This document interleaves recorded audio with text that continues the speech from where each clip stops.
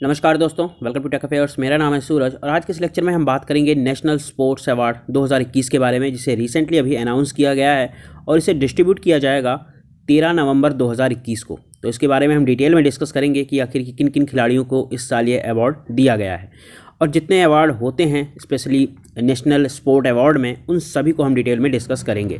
Start करते हैं उससे पहले अगर आपको इस लेक्चर की पीडीएफ चाहिए तो पीडीएफ के लिए आप डिस्क्रिप्शन में दिए गए टेलीग्राम चैनल को ज्वाइन कर सकते हैं, वहाँ पर आपको इस लेक्चर की पीडीएफ मिल जाएगी।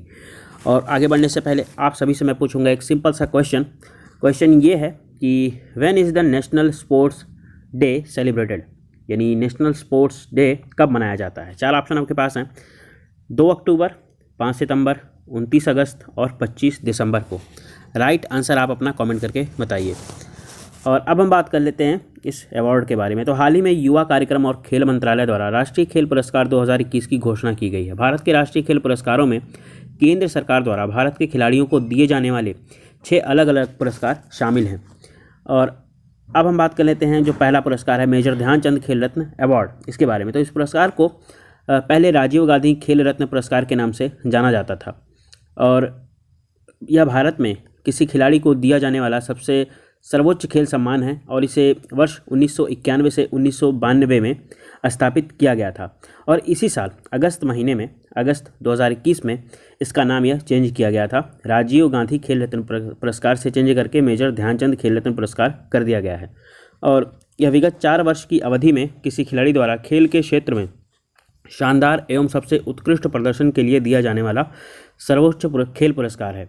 इस पुरस्कार में एक पदक, एक प्रमाण पत्र और 25 लाख रुपए का नगद पुरस्कार इसमें शामिल है। और कुछ इम्पॉर्टेंट पॉइंट मैं अगर आपको इससे रिलेटेड बताऊं तो इसमें सबसे पहले राजीव गांधी खेल रत्न पुरस्कार जो है, जिसका नाम अब चेंज कर दिया गया है मेजर ध्यानचंद खेल रत्न पुरस्कार, ये सबसे पहला पुरस्कार जो था वो शतरंज के ग्रैंड मास्टर विश्वनाथन आनंद को दिया गया था। और इस साल यानी 2021 में 12 खिलाड़ियों को मेजर ध्यानचंद खेल रत्न पुरस्कार से सम्मानित किया गया है। और आप उनकी यहाँ पर एक लिस्ट देख सकते हैं कि किन्हें किन्हें ये पुरस्कार दिया गया है। तो एक एक करके इनके बारे में बात कर लेते हैं, उसके बाद हम डिटेल में इनके बारे में बात करेंगे। तो सबसे पहले नीरज चोपड़ा जो कि एथलेटिक्स से संबंधित हैं, इन्हें यह पुरस्कार दिया गया है। उसके बाद रवि कुमार रेसलिंग से, लवलीना बोरगोहेन बॉक्सिंग से संबंधित हैं और Avani Lekhara para shooting, PR Sreejesh hockey से और Sumit Antil para athlete, Pramod Bhagat para badminton, Krishna Nagar para badminton, Manish Narwal para shooting, Mithali Raj cricket से और सुनील छेत्री फुटबॉल और मनप्रीत सिंह हॉकी से संबंधित हैं। इन सभी को ये मेजर ध्यानचंद खेल रत्न पुरस्कार दिया गया है। तो इनके बारे में हम थोड़ा जान लेते हैं।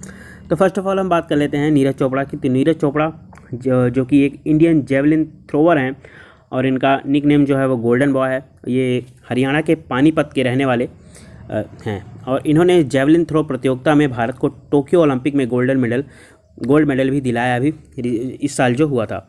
और इन्होंने इसमें 87.58 मीटर का थ्रो कर गोल्ड मेडल अपने नाम किया था। ये ओलंपिक के ट्रैक एंड फील्ड में मेडल जीतने वाले पहले भारतीय बने हैं और इन्होंने इंडिविजुअल इवेंट में ओलंपिक गोल्ड जीतने वाले दूसरे भारतीय भी हैं। और इससे पहले अभिनव बिंद्रा रह चुके थे। इनके बारे में कुछ और पॉइंट हैं, जैसे टोक्यो ओलंपिक 2020 में इन्होंने गोल्ड मेडल जीता था। एशियन गेम्स 2018 में भी इन्होंने गोल्ड जीता था। साथ ही कॉमनवेल्थ गेम्स में 2018 में इन्होंने गोल्ड जीता था। एशियन चैंपियनशिप 2017 में भी इन्होंने गोल्ड जीता। साथ ही साउथ एशियन गेम 2016 में भी इन्होंने गोल्ड जीता। उसके बाद वर्ल्ड जूनियर चैंपियनशिप 2016 में इन्होंने वर्ल्ड रिकॉर्ड के साथ एक गोल्ड मेडल जीता था। और आपको पता होगा कि इनको 2018 में अर्जुन अवार्ड से भी सम्मानित किया जा चुका है। अब हम बात कर लेते हैं रवि कुमार दहिया की। तो ये एक भारतीय रेसलर हैं और भारतीय रेसलर रवि कुमार दहिया 57 kg भार वर्ग में पुरुषों के में इन्होंने ये सिल्वर मेडल जीता है 57 kg की कैटेगरी में। रवि कुमार दहिया ओलंपिक में कुश्ती के इवेंट में सिल्वर मेडल जीतने वाले दूसरे भारतीय बन चुके हैं। इनसे पहले सुशील कुमार ने 2012 लंदन ओलंपिक में सिल्वर मेडल जीता था। और अब हम बात कर लेते हैं लवलीना बोरगोहेन की। तो ये एक भारतीय मुक्केबाज हैं। पहली बार इनका ये पहला गेम था। पहली बार ओलंपिक खेलने वाली असम की 23 वर्षीय लवलीना बोरगोहेन ने बॉक्सिंग के 69 किलोग्राम वर्ग में ब्रॉन्ज मेडल अपने नाम किया है। और भारतीय मुक्केबाज लवलीना बोरगोहेन सेमीफाइनल में तुर्की की मौजूदा विश्व चैंपियन बुसेनाज सुरमनेली से हार गई थी और कांस्य पदक तक की अपनी दावेदारी को ही पेश कर पाई थी। मुक्केबाज लवलीना ने विजेंदर सिंह जो कि 2008 में बीजिंग ओलंपिक में खेले थे और मैरी कॉम जो कि लंदन ओलंपिक 2012 में खेली थी, उनकी इन्होंने बराबरी की है। और विजेंदर और मैरी कॉम दोनों भारत के ओलंपिक में कांस्य पदक जीत चुके हैं। और इनको जो है 2020 में भी अर्जुन अवार्ड से सम्मानित किया जा चुका है। और अब हम बात कर लेते हैं अवनी लेखरा की, जो कि एक इंडियन राइफल शूटर हैं। तो 19 वर्षीय भारतीय शूटर अवनी लेखरा ने 10 मीटर राइफल में गोल्ड मेडल हासिल किया है। अवनी पैरालंपिक खेलों में स्वर्ण पदक जीतने वाली पहली भारतीय महिला खिलाड़ी बन गई हैं। इसके साथ ही महिलाओं की 50 मीटर राइफल्स में भी इन्होंने ब्रॉन्ज मेडल जीता है। इस तरह एक ही पैरालंपिक में उनका यह दूसरा मेडल है। और 19 साल की अवनी लेखरा राजस्थान के जयपुर की रहने वाली हैं।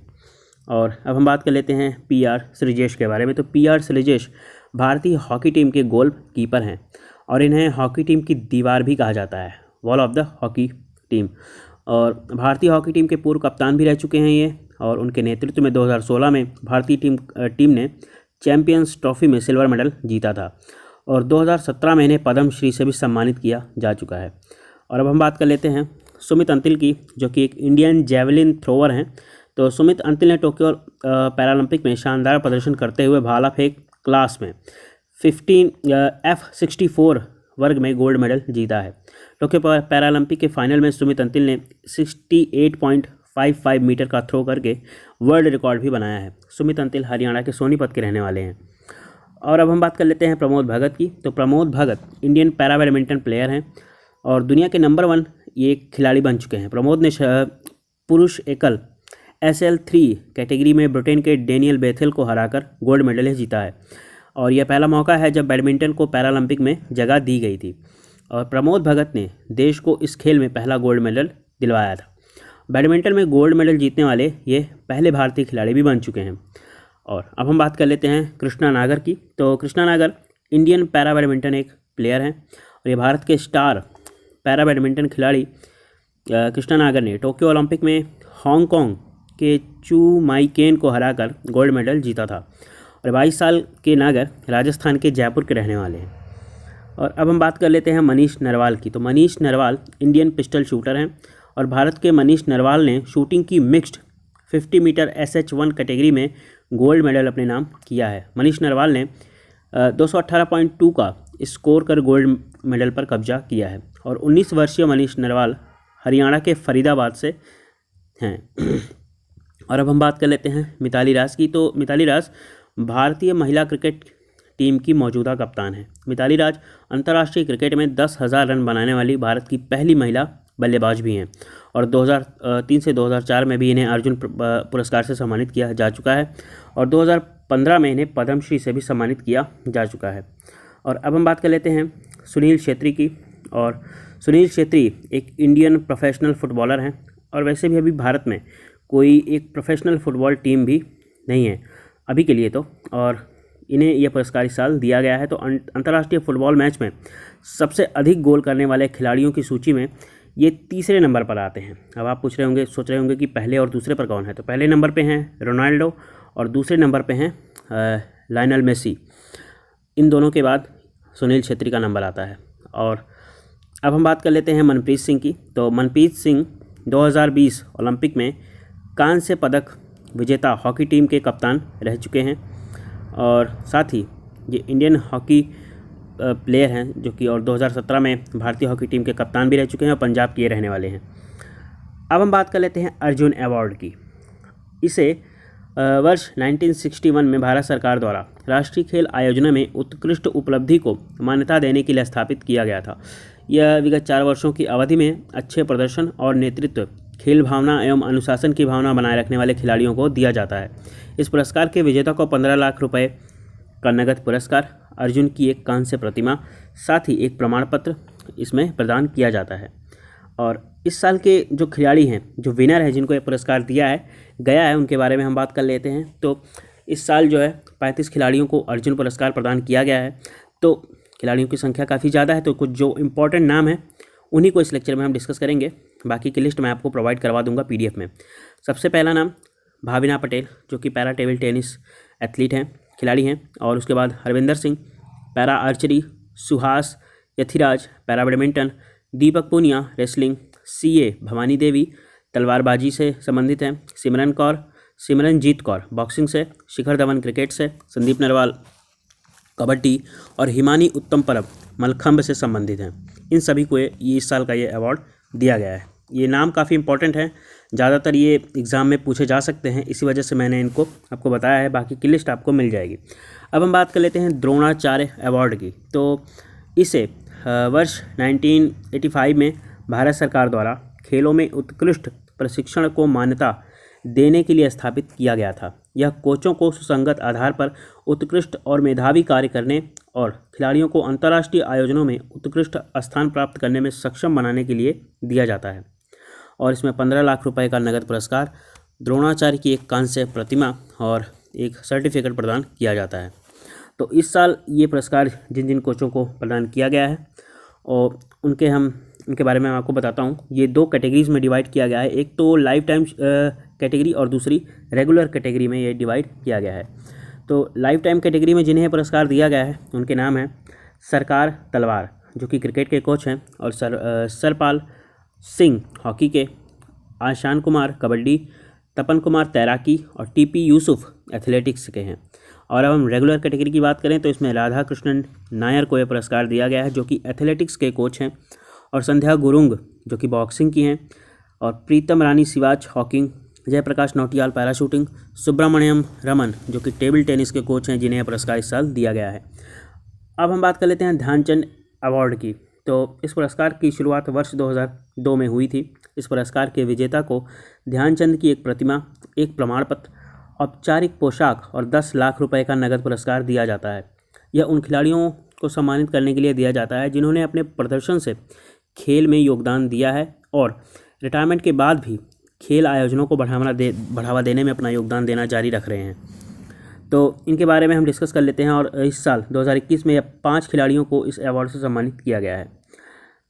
लेखा केसी जो कि बॉक्सिंग की एक कोच हैं, उन्हें पुरस्कार दिया गया है। अभिजीत कुंटे शतरंज के हैं कोच, देवेंद्र सिंह गरचा हॉकी, विकास कुमार कबड्डी, साजन सिंह रेसलिंग के कोच हैं, जिन्हें यह पुरस्कार दिया गया है। और अब आपके दिमाग में एक क्वेश्चन आ रहा होगा कि मेजर ध्यानचंद खेल रत्न अवार्ड भी मैंने इससे पहले अभी आपको बताया है, और ये जो मेजर ध्यानचंद अवार्ड है ये भी मैं आपको बता रहा हूँ। तो इसमें अंतर क्या है? अंतर ये है कि ये जो मेजर ध्यानचंद अवार्ड है ये ओवरऑल पूरी लाइफ में जो कोच अपने जीवन में बेहतरीन प्रदर्शन करते हैं, उत्कृष्ट प्रदर्शन करते हैं, उन्हें यह पुरस्कार दिया जाता है।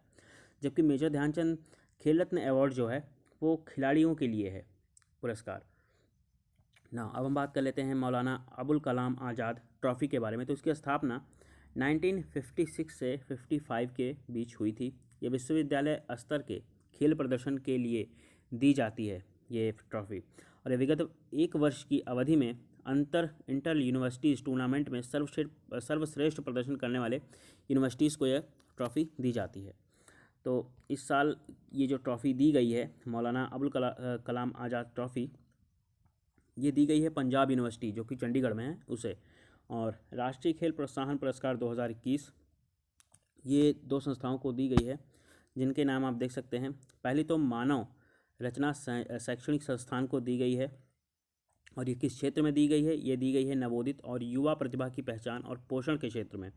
और दूसरी Indian oil corporation limited IOCL को दी गई है। ये कॉर्पोरेट सामाजिक उत्तरदायित्व के माध्यम से खेलों को प्रोत्साहन देने में इस साल IOCL को यह राष्ट्रीय खेल प्रोत्साहन पुरस्कार दिया गया है। और अब हम बात कर लेते हैं नेशनल स्पोर्ट्स प्रमोशन अवार्ड के बारे में। तो इसकी स्थापना 2009 में हुई थी। यह उन कॉरपोरेट संस्थाओं यानी निजी और सार्वजनिक दोनों क्षेत्रों में खेल नियंत्रण बोर्डों, राज्य और राष्ट्रीय स्तर पर खेल निकायों सहित गैर सरकारी संगठनों को दिया जाता है, जिन्होंने खेलों के प्रोत्साहन और विकास के क्षेत्र में महत्वपूर्ण भूमिका निभाई है। और साथ ही अब हम बात कर लेते हैं major initiatives of the government for the development of sports के बारे में। तो सबसे पहली स्कीम है खेलो इंडिया स्कीम, उसके बाद नेशनल स्पोर्ट डेवलपमेंट फंड, उसके बाद national sport talent competition NSTC scheme, उसके बाद sports authority of India training centre scheme STC, और special area sport scheme SAG। और फाइनल वापस आते हैं अपने क्वेश्चन पर, जो मैंने क्वेश्चन आपसे पूछा था, when is national sport day celebrated? तो इसका राइट आंसर है सी 29 अगस्त को नेशनल स्पोर्ट्स डे मनाया जाता है। और फाइनली मैं यहाँ पर ऐड कर दूँ, अगर आप मुझसे जुड़ना चाहते हैं मेरे सोशल मीडिया हैंडल्स पर, तो सभी के लिंक आपको डिस्क्रिप्शन में मिल जाएंगे। आप मुझसे जुड़ सकते हैं मेरे इंस्टाग्राम पेज पर, और पीडीएफ के लिए आप कनेक्ट कर सकते हैं टेलीग्राम पर, और जहाँ पर इंस्टाग्राम पर आपको डेली बेसिस पर साइंस एंड टेक की अपडेट मिलती रहती हैं, और आप अपने डाउट भी मुझसे वहाँ पर डिस्कस कर सकते हैं। अगर आप इस चैनल पर नए हैं तो चैनल को सब्सक्राइब कर लीजिए। अगर आपको वीडियो पसंद आया हो तो वीडियो को शेयर ज़रूर करें, और आप लाइक भी कर सकते हैं। सो मिलते हैं नेक्स्ट वीडियो में। Thank you for watching this. Have a great day.